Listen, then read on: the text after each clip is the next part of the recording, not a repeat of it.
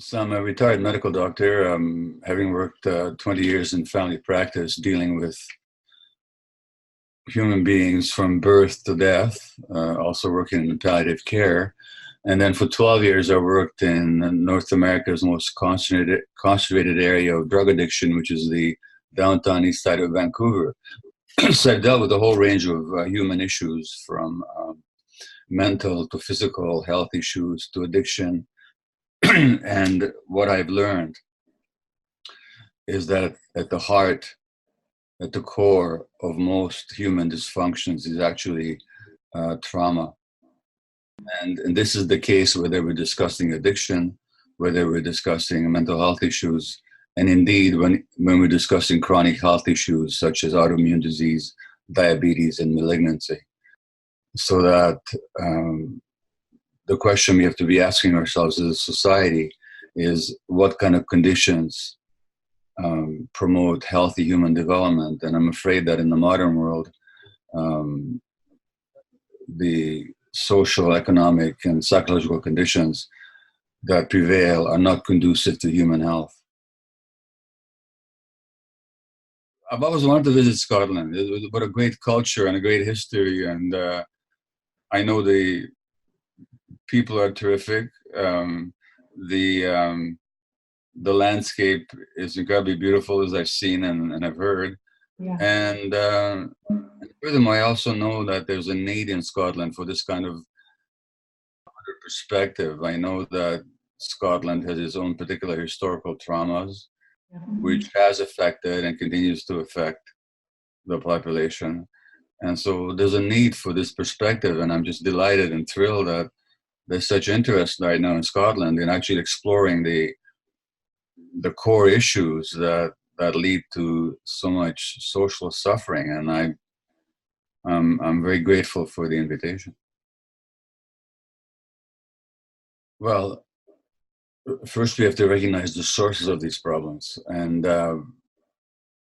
it all depends on how we look at it. Now, in Western medicine, the mainstream medical perspective in which I was trained has achieved terrific advances and can perform certain miracles in many areas. But it does not understand human beings very well, nor does it understand chronic conditions very well. So the first thing we have to understand is that human beings are not divisible into their emotional and psychological and spiritual and physical aspects. It's all one, and they all interact. So that when it comes to human dysfunction, we really have to see the mind and the body as a unit, and not divide human beings into individual organs with specific diseases.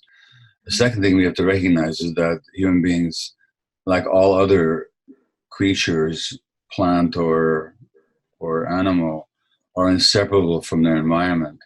So when you look at the dysfunction in an individual human being, you're really looking at the effects of a whole lot of environmental factors that include all of society and culture, relationships, and so on.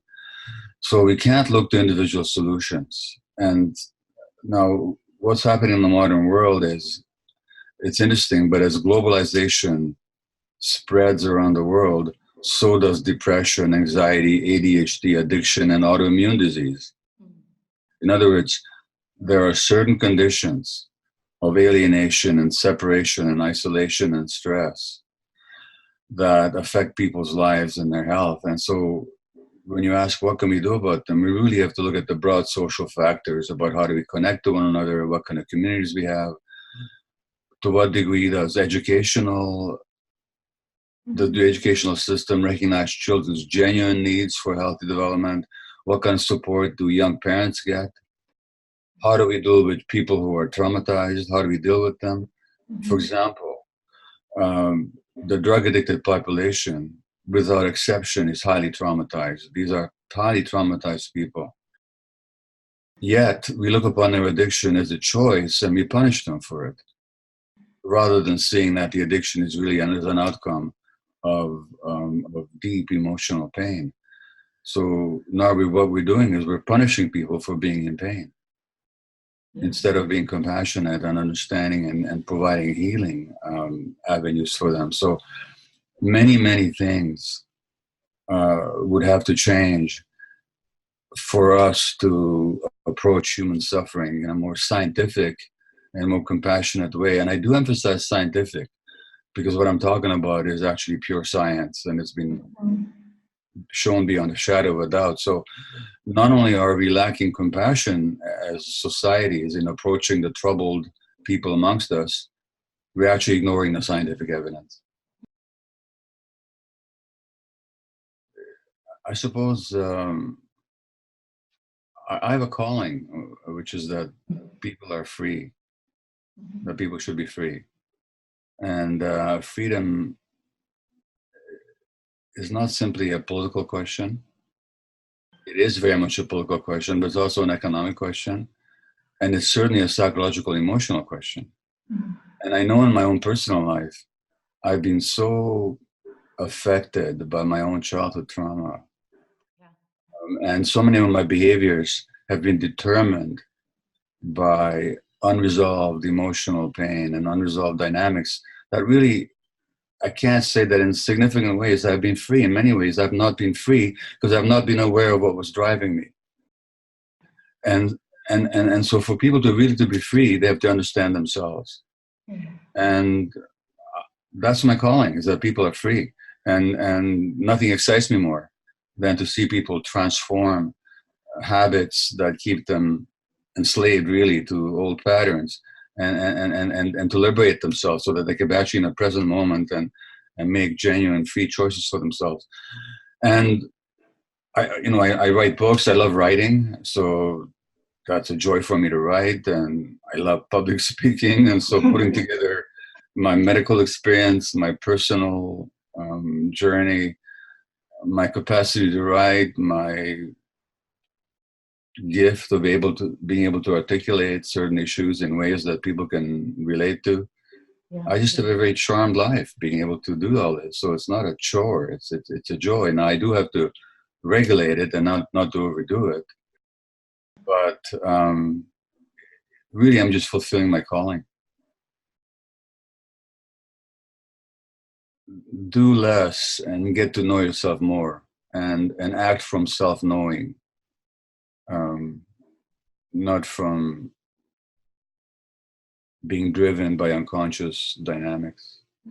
So be self-aware and then decide how you want to live your life.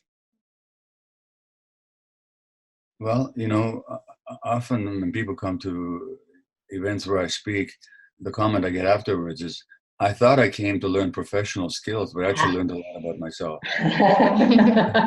So I want people to get to know themselves better. And when they know themselves better, they'll know their clients better, and they'll be able to fulfill their responsibilities as policymakers or as practitioners or whoever they are in a more fulfilling way. And I want people to be more aware and also to be more excited and more inspired about what they do, because everybody's coming to this conference is coming because they really want to help human beings.